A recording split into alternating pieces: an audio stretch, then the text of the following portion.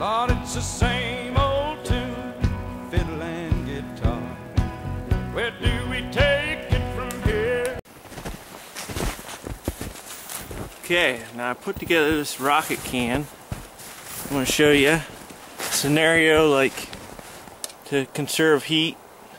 Say you're halfway in the snow, you got a shelter set up, and you want to keep that heat in your tent. What I'm doing is I took a quart paint can and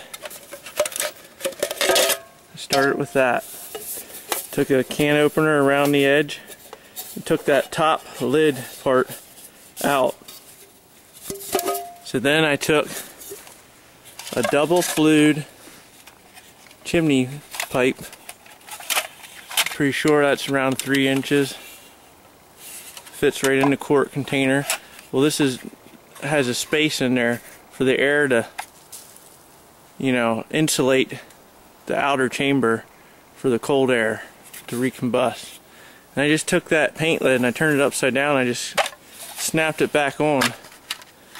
But I cut that out with a chop saw. I just chopped it the size of the quart container, and then you can snap that right on there.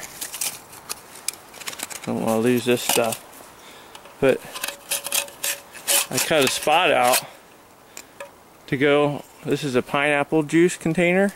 It's a smaller can, smaller than a 10.5 ounce, and I just cut it so it went in there.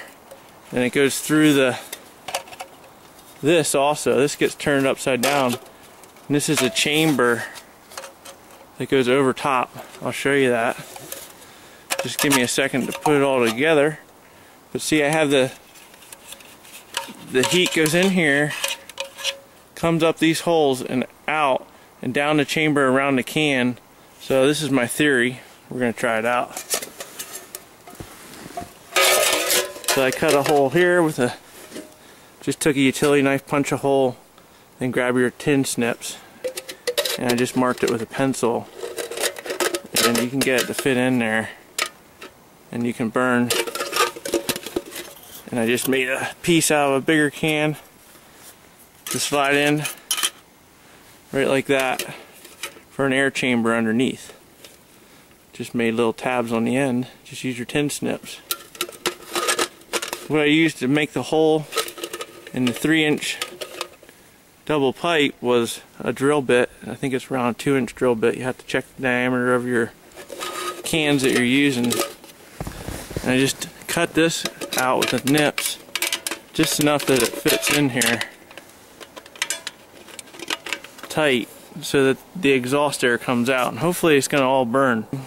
So if it works right, we're going to get just that gas vapor out, not the smoke.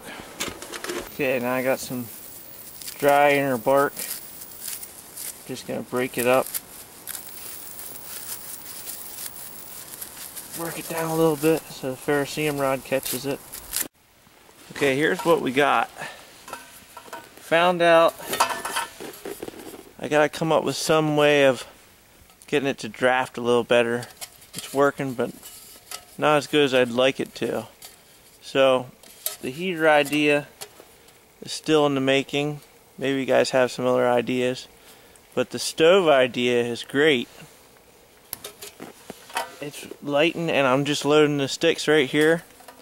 So if you don't need a lot of firewood when you're on the trail, someplace where they don't want big campfires, so you just set your pot on there. There's a square pot.